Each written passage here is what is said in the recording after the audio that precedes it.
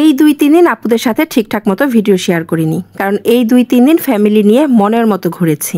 আমার মেয়ের অভিযোগ সে নাকি অনেক দিন যাবৎ কোথাও ঘুরতে যায় না, যেটাও যায় সেটা নাকি শুধুই কাজ থাকে। আসলে তার অভিযোগটা এক বিন্দু মিথ্যা না।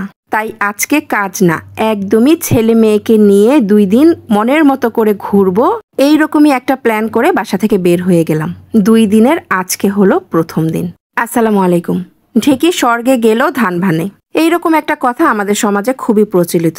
আসলেই তাই, যার যেটা কাজ সে কি সেটা না করে থাকতে পারে?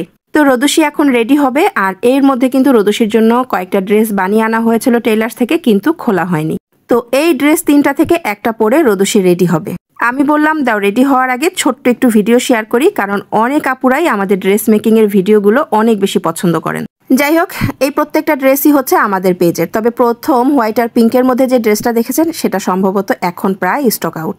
আর আমি যে পার্পল ড্রেসটা পরেছিলাম সেটারই আরেকটা প্যারট কালার হচ্ছে রোদসী বানিয়েছে, আর আজকে রোদসী এই গ্রিন কালারের ড্রেসটা পরে যাবে।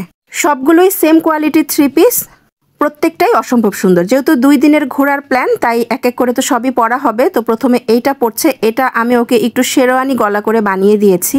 যাই হোক, অনেক আপুরাই জানতে চাইবেন ড্রেসগুলো কিভাবে বানিয়েছি, কারণ আপুরা আমাদের ড্রেস মেকিং এর ভিডিও অনেক বেশি পছন্দ করেন, তাই আমি দেখিয়ে দিচ্ছি। এটা একদম সিম্পল ভাবে বানানো হয়েছে, শেরওয়ানি গলা দিয়ে, আর শুধু সাইডে আর নিচে এবং স্লিপসে পাইপিং করে দেওয়া হয়েছে। আর এটা কিছুটা পাকিস্তানি কাটিং করে বানানো হয়েছে, খুব বেশি লং না, আবার খুব বেশি শর্টও না। এগুলো হচ্ছে কোয়ার্টস 3 পিস, যার সালোয়ার এবং জামার প্রিন্ট একই থাকে, আর ওড়নাটা একটু ডিফারেন্ট থাকে।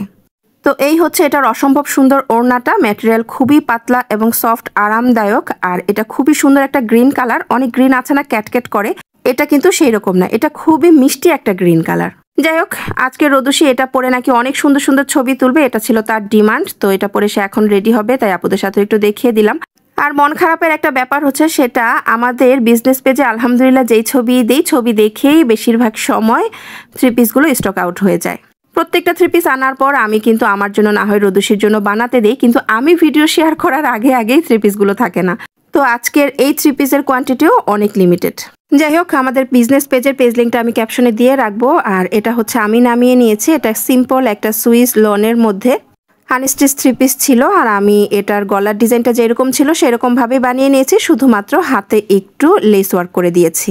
এটা ডিটেলস ভিডিও আমাদের বিজনেস পেজেই আছে, তাই আমি আর আজকে ওইভাবে দেখালাম না। তারপরেও যদি আপুরা ড্রেস মেকিংটা দেখতে চান, পরে কোনো এক ভিডিওতে না হয় শর্ট আকারে ভিডিও শেয়ার করে দিব। যাই হোক, এই 3 পিসের ওড়নাটার প্রেমে পড়েই হচ্ছে আমি এই 3 পিসটা বানিয়েছিলাম। অসম্ভব সুন্দর, তাই না?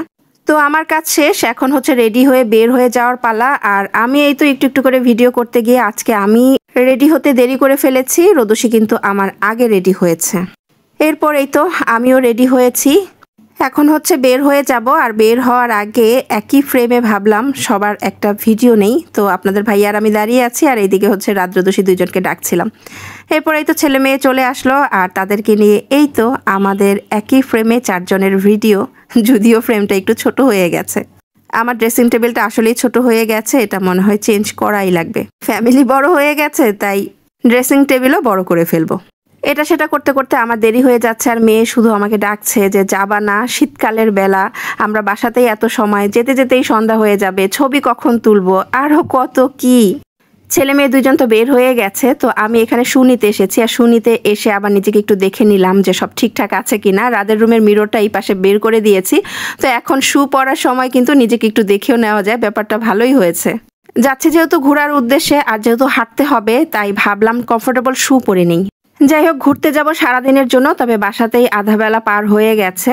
আর শীতকালের বেলা বাকি আধা বেলার কতটুক সময় পাবো ঠিকঠাক মতো ছবি তোলার জন্য, মানে মেয়েকে ছবি তুলে দেওয়ার জন্য, জানি না। ফাইনালি এই তো দরজা লকটক করে বের হলাম। আর এইদিকে আমার মেয়ের অবস্থা দেখেন, ছবি তোলার জন্য সে একটু সাজুগুজু করেছে, কিন্তু সে যখনই একটু সাজুগুজু করে তখনই তার মনে হয় সে বেশি সেজে ফেলেছে। আজকেও সেম, ছবি তোলার জন্য সাজুগুজু করেছে আর এখন বলছে বেশি সেজেছে। তো ফাইনালি এই তো বাসা থেকে বের হয়ে আসলাম। অনেকদিন পর একটু নিজেদের মতো করে ঘুরতে যাওয়ার জায়গায় ঘুরতে যাচ্ছি, কোনো কাজে না, কারো বাসায় না, জাস্ট নিজেদের মতো করে ঘুরবো। তো আগের দিন রাতে যখন প্ল্যান করছিলাম তখন কিন্তু বেশ ভালো ঠান্ডা ছিল, 2 দিন যাবৎ বাহিরে কোনো রোদ ওঠে না। তবে আমরা যেদিন রওনা হলাম, মানে ঘুরতে যেদিন যাচ্ছি, সেদিন কিন্তু মাশাআল্লাহ বাহিরে খুবই সুন্দর একদম ঝকঝকে রোদ।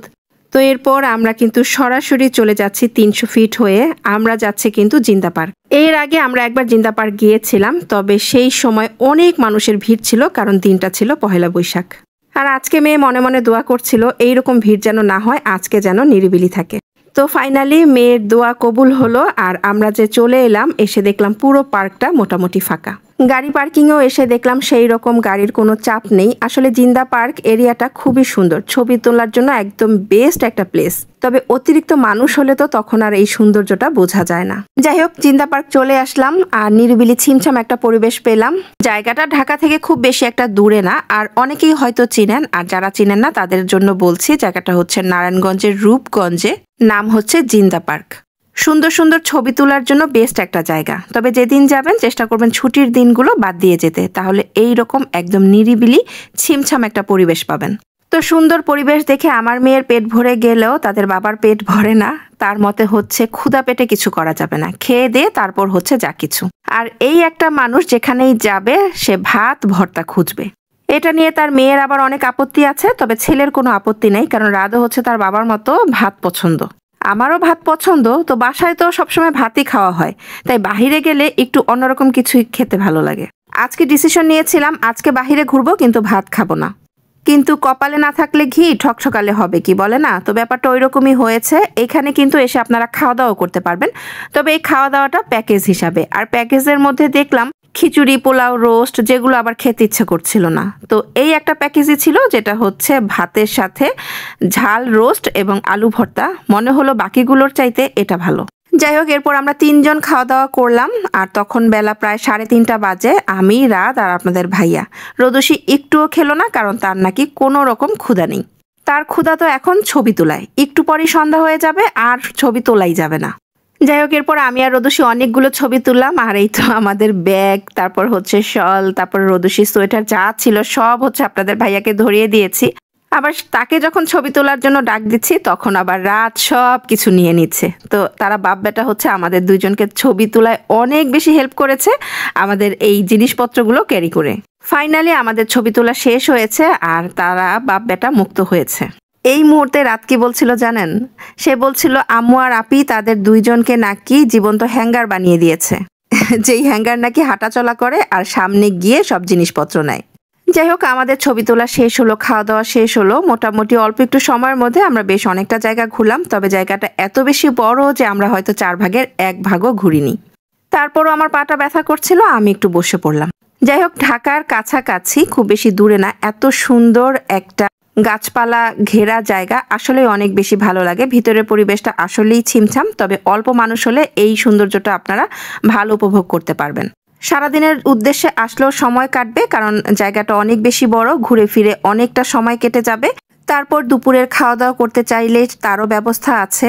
ঘোরাফেরা শেষ করে যদি মনে হয় কিছু কেনাকাটা করেও নিয়ে যাব, তার জন্য এই তো সুন্দর কাঠের, বাঁশের, বেতের জিনিসপত্র দেখলাম এখানে পাওয়া যায়, যেগুলো ঘর সাজাতে অনেক বেশি সুন্দর। তো আমরা ঘোরাফেরা করলাম, সুন্দর সুন্দর ছবি তুললাম, খাওয়া দাওয়া করলাম, কিন্তু ভিতর থেকে কোনো রকম কেনাকাটা করিনি। কেনাকাটা করলাম বাহিরে এসে। আর বাহিরে এসে বাঁশের এই ঝাঁপিগুলো, ঝাঁপিই তো বলে তাই না, মানে ঢাকনাগুলো আমার অনেক বেশি পছন্দ হয়েছে। তো আপনাদের ভাইয়াকে বললাম 2টা নিয়ে যাই। আমি তো যেতে পথে নিচ্ছি, উনি তো আসতে পথে লাউ কিনে গাড়িতে রেখে দিয়েছিল। তো প্রথম দিন জিন্দা পার্কে আমাদের ঘোরাফেরা এখানেই শেষ হচ্ছে। তবে এই মুহূর্তে কিন্তু আমরা বাসায় যাচ্ছি না, এখন যাব। আচ্ছা, কোথায় যাচ্ছি, কেন যাচ্ছি, নেক্সট ভিডিওতে শেয়ার করব। আজকে এই পর্যন্তই। ভালো থাকবেন সবাই, আল্লাহ হাফেজ।